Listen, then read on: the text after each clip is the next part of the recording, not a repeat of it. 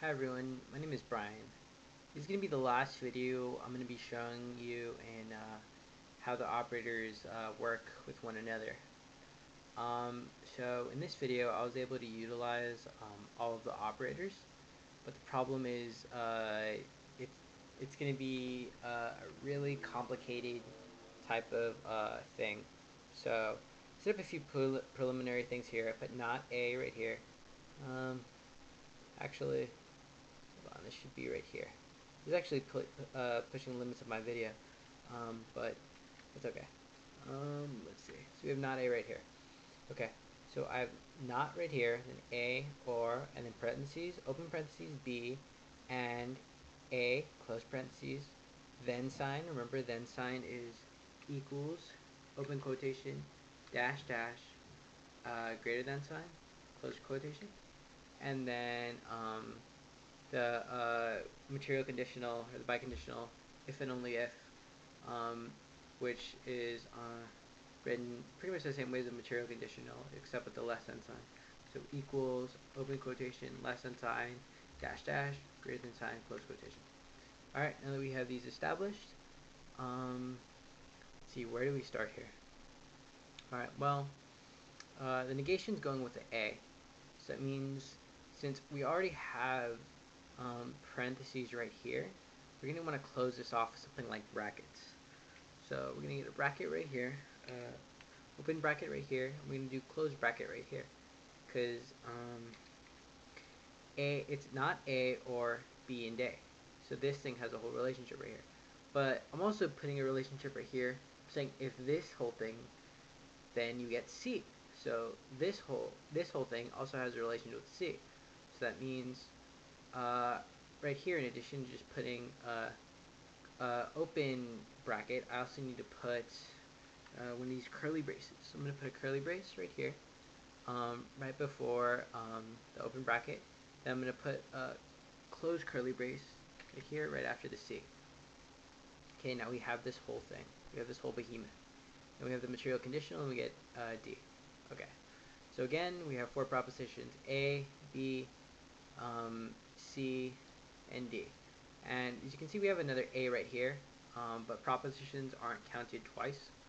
So we really only have one A. We don't have A and not A. We only have A. And so hence we only have four propositions: A, B, C, and D, or not A, B, C, and D. Whatever way you want to look at it. So, alright, let's start off with 2 to the L. So we have 16 propositions total, because 4 propositions to the 4th power is 16. So half of them are true. So we get 8. 1, 2, 3, 4, 5, 6, 7, 8. The rest are false.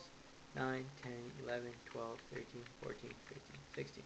Alright, now we're going to move on to B.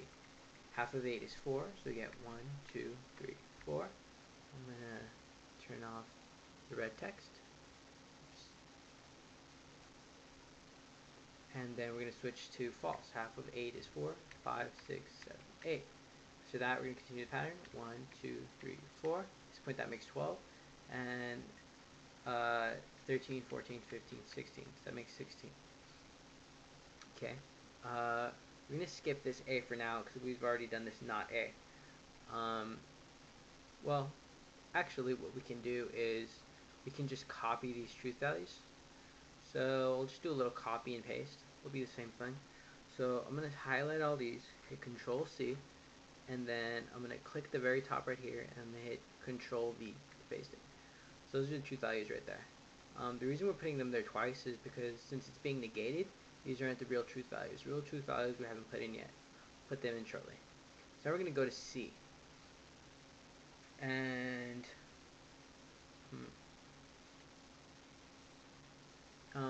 okay, so we're going to get half of what we previously put in. So we didn't previously put in A. We put in B. B was the last one we officially put in. A, we shouldn't, well, here, I'll just erase it for now.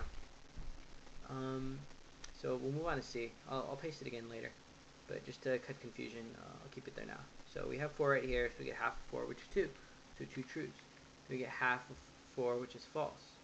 Half of 4 We get half of the false, half of the 4 falses, which is 2, so we get 2 falses. False, false. And continue this pattern. True, true, that makes 6. 7, 8, that makes 8. True, true, that makes 10. False, false, that makes 12. True, true, that makes 14. And false, false, that makes 16. That's when we continue with D. We have 2 trues, we continue with half of that, that's 1 true. We have 2 falses, so we continue with half of that, that's 1 false. We continue this pattern true. 3, 4, 5, 6, 7, 8, 9, 10, 11, 12, 13, 14, 15, and 16. Alright, let's just double check. We have true, true, true, true. So all the top ones are true. False, false, false, false. So the top ones are false. Alright. So now we'll assign these last truth values to A. So let's copy and paste again. And we've done that. Let's get the negation operator here. So remember, the negation operator is just the opposite of what it's modifying. So it's modifying A.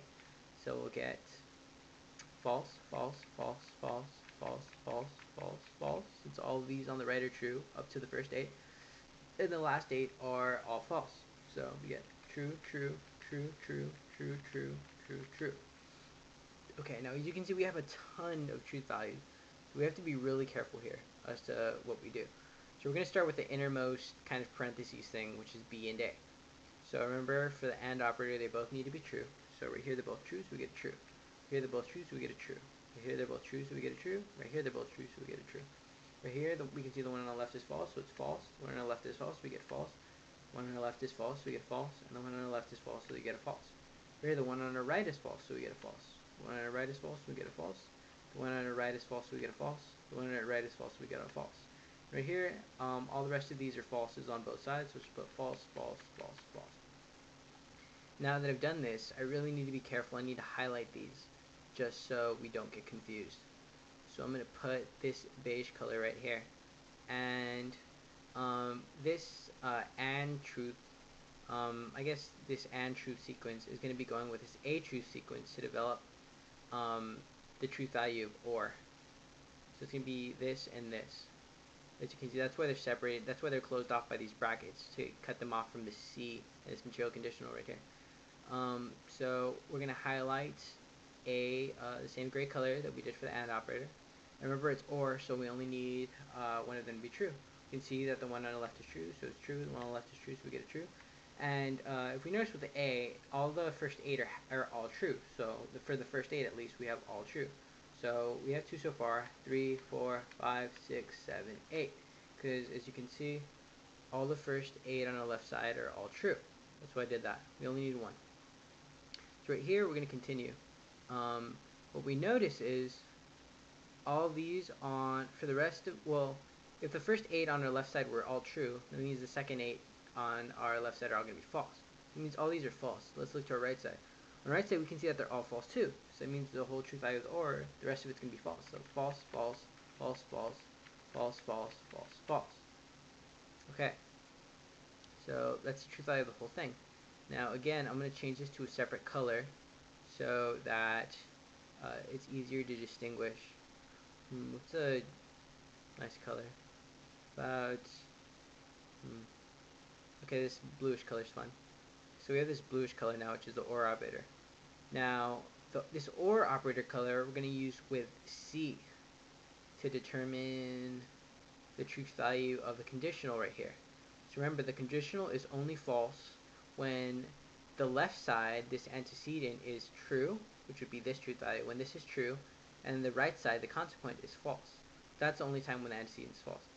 So, and remember, the antecedent is always, the material conditional is always true when the antecedent has a false truth value.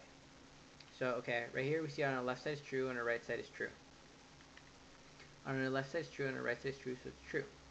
On our left side is true, on our right side is false, so it's false. On our left side is true, on our right side is false, so it's false. On our left side is true, on our right side is true, so it's true. On our left side is true, on our right side is true, so it's true. On our left side is true, on our right side is false, so it's false. Left side is true, on our right side is false, so it's false. On our left side is false, on our right side is true, so it's true.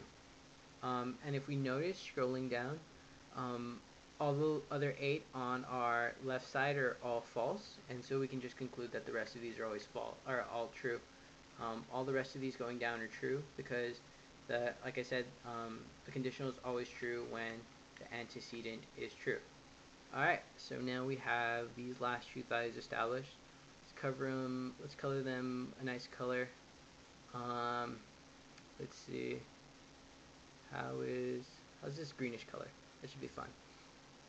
And I want this greenish color going with this other greenish color. So I'm going to paint both of these green. And remember, the material conditional is only true when they're both true.